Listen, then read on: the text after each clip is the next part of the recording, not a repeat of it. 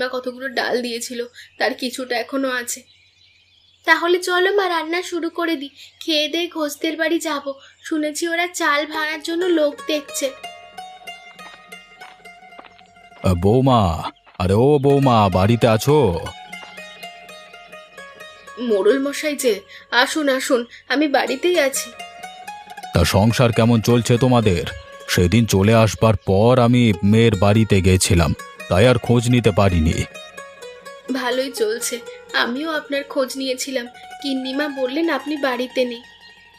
তা হাট বাজার কিভাবে করছো? হাতে টাকা আছে? আপনি যে চালগুলো দিয়েছিলেন তাই খাচ্ছি, আর শাক পাতা খেয়ে কোনোভাবে দিন কাটাচ্ছি। আজ যে পুকুর থেকে কলমি শাক তুলেছি তাই রাঁধবো।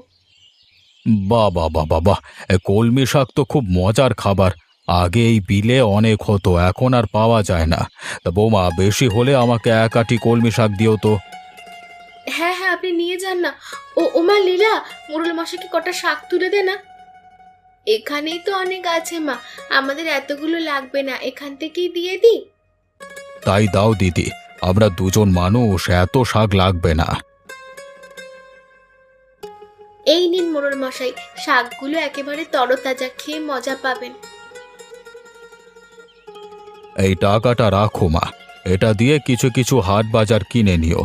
আমারও অবস্থা ভালো নয়, এবার ফসল হয়নি জমিতে, না হলে আরো কিছু চাল দিতে পারতাম। না না মোড়ল মশাই, আপনি অনেক সাহায্য করেছেন, আপনার কাছ থেকে আমরা এগুলো নিতে পারবো না। এই শাক আপনাকে এমনি দিয়েছি। রাখো তো মা, তোমাদের এখন বিপদের সময়, এটা কাজে লাগবে। আর কয়েকদিন পর পর আমাকে এক আঁটি করে শাক দিয়ে এসো, আমি তোমাদের 10 টাকা করে দেব। হ্যাঁ মা, ভালো ব্যবসায়ী তো হলো, কদিন পর পর 10 টাকা করে পাবো। হ্যাঁ রে, এই কলমি শাক অনেকে পছন্দ করে, আমাদের পুকুরে এগুলো হয় জানলে সবাই নিতে আসবে। তাহলে এক কাজ করা যায় মা, আমাদের পুকুরে কলমি চাষ শুরু করি, এটা দিয়েই আমাদের ভাগ্য ফিরবে। হ্যাঁ রে, ভালো একটা বুদ্ধি দিয়েছিস। এই পুকুরে কলমি চাষ করলে সারা বছর বিক্রি করতে পারবো। আর এখন বর্ষাকাল, পুকুরে পানি টইটম্বুর, নতুন পানিতে কলমি ভালোই হবে। কিন্তু কিভাবে চাষ করব? এগুলো তো অন্য গাছের মতো পুঁতে রাখা যাবে না মাটিতে। কলমির ডাঁটাগুলো পুকুরে ছড়িয়ে দিলেই হবে, ওতে জায়গা পেয়ে ওরা আরো তাড়াতাড়ি বাড়বে। তবে তাই করি মা, যে গাছগুলো আছে সেগুলো সারা পুকুরে ছড়িয়ে দিই।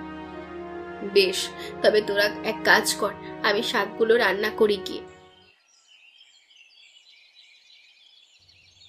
মায়ামতী, লীলাবতী, কোথায় গেলি মা? তাড়াতাড়ি এইদিকে আয়, বেলা পড়ে গেল। তোরা কখন হাটে গিয়ে শাকগুলো বিক্রি করবি বলতো? এই তো যাচ্ছি মা, অনেক সময় আছে। তাছাড়া ও শাক নিয়ে গেলেই বিক্রি হয়ে যায়, এখন ওগুলো আমাদের মাথায় তুলে দাও তো। তাড়াতাড়ি নে মা, সন্ধে হয়ে এলো। আর হাটে থাকার দরকার নেই, তাড়াতাড়ি ফিরবি। দামাদামি করার দরকার নেই, কম দাম দিয়ে দিবি। কম দামে কেন বিক্রি করব? আমাদের শাকগুলো চাষ করতে কষ্ট হয় না? ওরে, সব জায়গায় ব্যবসা করতে হয় না। এখনকার সব মানুষ দরিদ্র, ওদের কাছ থেকে কম টাকায় দিলে তোদের আশীর্বাদ করবে। মা ঠিকই বলেছে, কম দামে দিলে মানুষ বেশি করে শাক কিনবে, অন্যদের কাছেও আমাদের শাকের কথা বলবে, এতে আমাদের শাকের চাহিদা বাড়বে। এই তো বুঝেছিস, নে এবার ঝুড়িগুলো নিয়ে হাটে যা। তুমি তুলে দাও মা। আর শোন, ফেরার পথে চাল ডাল নিয়ে আসিস, ঘরে কিচ্ছু নেই। ঠিক আছে, আনবো ক্ষণ।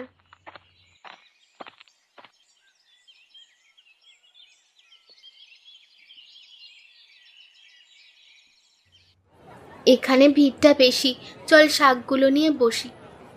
হ্যাঁ রে, তাড়াতাড়ি বিক্রি হয়ে যাবে। মায়া তুই এখানে থাক, আমি বাজারটা একটু ঘুরে আসি, অন্যরা কত করে শাক বিক্রি করছে জেনে আসি। বেশ, দেখে আয় গিয়ে, তাড়াতাড়ি ফিরিস, আমি একা কিন্তু পারবো না সামলাতে।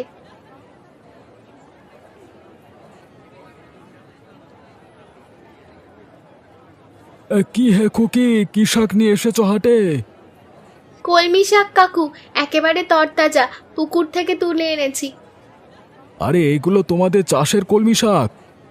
হ্যাঁ কাকু, আমরা পুকুরে কলমির চাষ করি, দেবো নাকি এক আঁটি? আমার তো অনেকগুলো লাগবে মা,